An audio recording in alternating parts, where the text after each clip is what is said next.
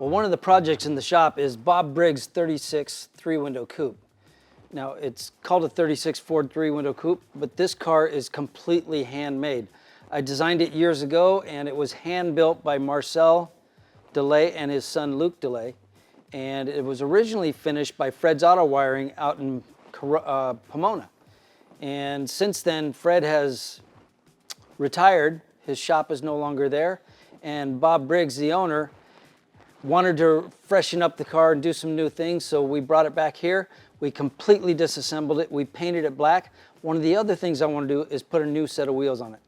Now, I've had Foose wheels for 25 years, and Wheel Pros has just renewed that contract, and we're going to be releasing some new wheels, and this is one of the cars that I want to design a new wheel for. So I'm going to do a couple rough sketches. I'm going to end up sending these to Bob, see what he likes, or if there's anything in there that he likes, and then I'll refine that wheel, and we'll end up going to production with Wheel Pros and Foose wheels. Let's play around here.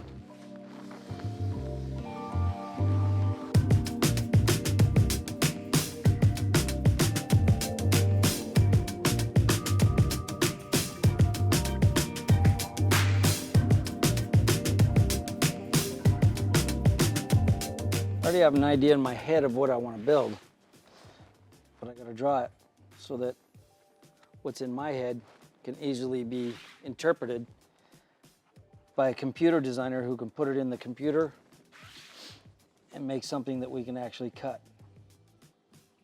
This 36 was originally designed and built with a really more of a refined look to it. And in the new version, I want it to be more raw and hot rod.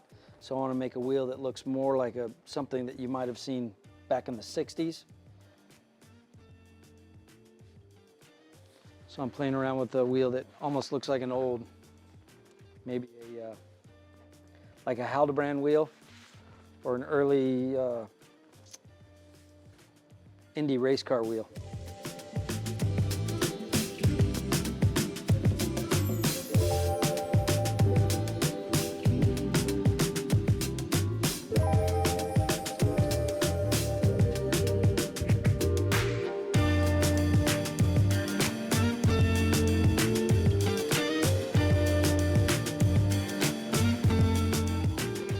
I'm not using images of wheels. I have the images in my head. I know where I'm wanting to go.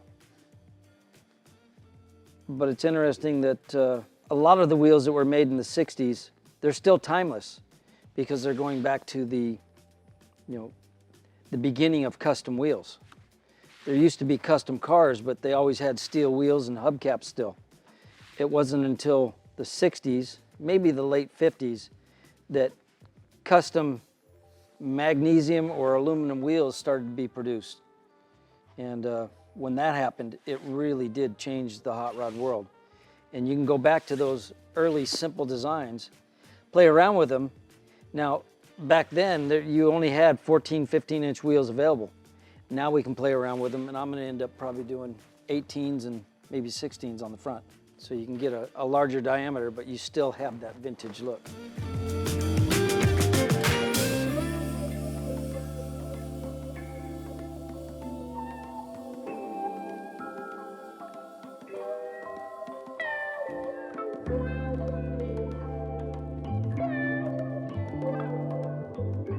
When you ask me why 5-spoke, well, look at the lugs. There's 5 lugs, and I'm working a design around that. So usually it's going to be a 5, a 10, or a 15 if I'm working with 5 lug, unless I do a separate bolt pattern with, if it's a 5 there, and I could go to a 7-spoke. But I like it when things work together. 7 lugs, 5 lugs, 5 spokes. 6 lugs, 6 spokes.